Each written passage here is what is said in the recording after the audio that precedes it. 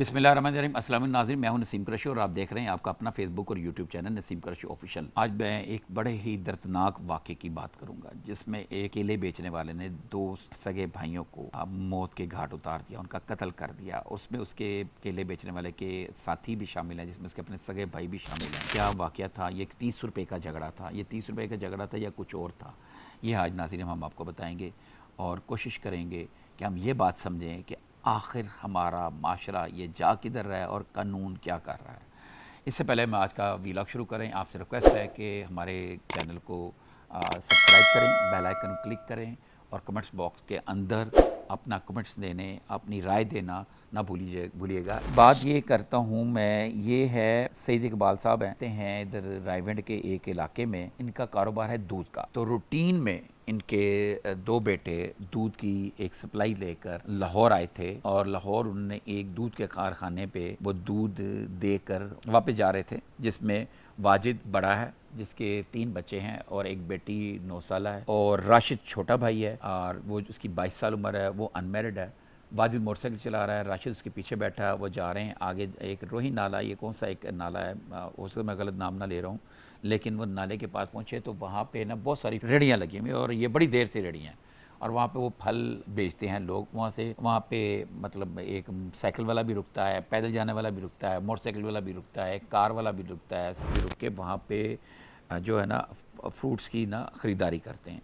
ये दोनों भाई जा रहे थे, इन्होंने जाते हुए इनको रास्ते में वो फलों की एक रेहड़ी में देखी 130 रुपये दर्जन केले थे। इन्होंने मोटरसाइकिल वहाँ पे खड़ी की और उससे कहा भाई कैसे दे रहे हो? उससे कहा 130 रुपये। उससे कहा बस यही रेट है। तो उन्होंने कहा अच्छा ठीक है, मैं 1 दर्जन केले दे दें। 1 दर्जन केले दिए तो वाजिद ने अपनी जेब में से 5000 का नोट निकाल के उसे दिया। उसने कहा लै तुसी लैने जरा जी ने केले ने तो मैंने 5000 नोट दे रहे हो, मेरे को नहीं कहा चेंज दो। उन्होंने कहा भाई ये तुम ले लो और पैसे तुम चेंज ले आओ। उसने कहा नहीं, केले लेने थे तुसी मैनू टुटे पैसे दो। वाजिद राशिद से कहता है तुम्हारे पास पैसे हैं? राशिद ने अभी जेबे शेबे चेक की तो उसमें एक 100 रुपीज़ निकले। उसने फिर वाजिद ने कहा भाई ये हमारे पास 100 रुपीज़ है, ऐसे करो तुम 30 रुपये केले निकाल लो, हमें 100 रुपीज़ के केले दे दो। जो उसको बड़ा नागवार गुजरा और उसने बहुत ही बदतमीज़ा अंदाज में बात की। वाजिद ने उससे कहा यार तुम्हें हम पैसे दे तो रहे हैं, तुम ये नोट लो और जाके चेंज करा लो। उन्होंने क्या मैं तेरे प्यो का मुलाजम नहीं गा तेरे जाके 5000 चेंज लेके आऊँ? और बगैर इंतहाई नामुनासिब उसने गुफ्तगू। होता क्या है कि वो जब बहस करते हैं तो वो उनसे झगड़ पड़ता है। अब वहीं पे उसके 3 से 4 भाई और भी रेहड़ियाँ लगाते हैं, फलों की रेहड़ियाँ, और भी उनके बाकी लोग भी हैं और कुछ उसके एक भाई के वो क्रिकेट खेल रहे थे, साथ ही कोई मैदान है। तो जब उसे झगड़ा शुरू हुआ तो वो सारे आ गए। उन्होंने मिलके तशद्दुद करना शुरू किया। ये जो केले वाला है इसका नाम है अवैस। इसने वो बट्टा उठाया साथ वाली किसी रेहड़ी से, वो जो होता है वेट वाला जिससे 1 kg या 2 kg का जो होता है वो स्केल का बट्टा जो होता है उसको क्या कहते हैं जो भी, वो उसने वाजिद के सर पे 2-3 वार कर दिए, जिससे वाजिद चकरा कर गिर गया। राशिद को भी मारा, दोनों गिर गए। अच्छा जिसको उसने मारा तो उसके बाकी साथी भी आ गए, उसका भाई भी आ गया, बहुत सारे आ गए।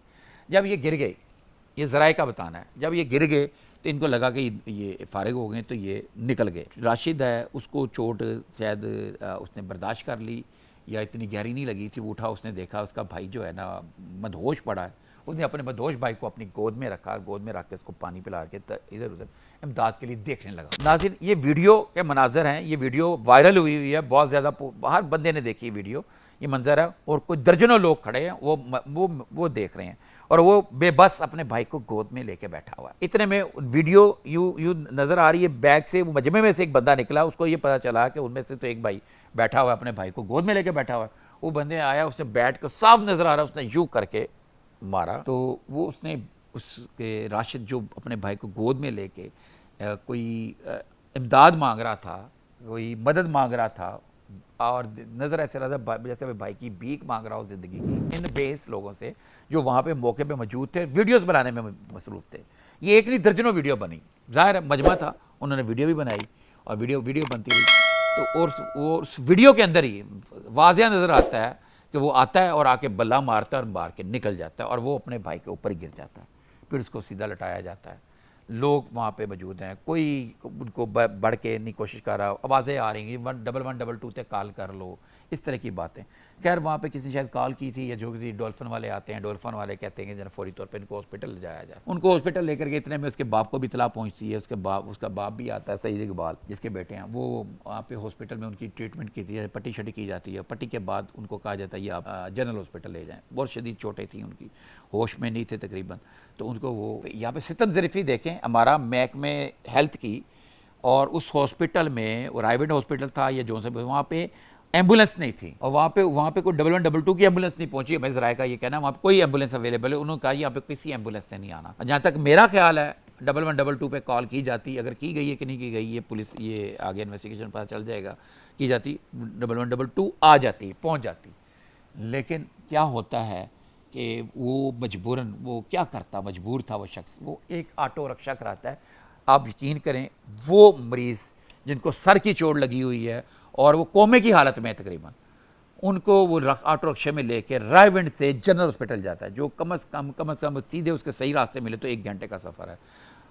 ज़ाहिर है रिंग रोड पे तो रिक्शा नहीं चल सकता था, जैसे भी तैसे करके अपने बच्चों को वहाँ पे लेके जाता है। वहाँ पे जब जाते हैं और डॉक्टर्स उसको इमरजेंसी में लेते हैं, तो एक डॉक्टर थोड़ी देर बाद आके बताता है कि हम आपके बेटे को माफ़ी चाहते हैं, नहीं बचा सके, उसकी तकरीबन डेथ हो चुकी हुई थी, क्योंकि वो विदाउट ऑक्सीजन, बगैर ऑक्सीजन के वो वहाँ तक। अगर उसको कोई एम्बुलेंस मिल जाती, 1122 की एम्बुलेंस मिल जाती, यकीनन उसकी, बल्कि दोनों बच्चों की जान बच सकती थी। थोड़ी देर पहले हमें पता चला कि उसके दूसरे बेटे राशिद की भी डेथ हो गई। नाजरीन, किस्सा सिर्फ इतना है कि 30 लीटर वो दूध लेके गया और एक मिठाई के खाने पे दिया और वापस घर जा रहे थे, रूटीन में जाते थे। बड़े प्यारे खूबसूरत बच्चे।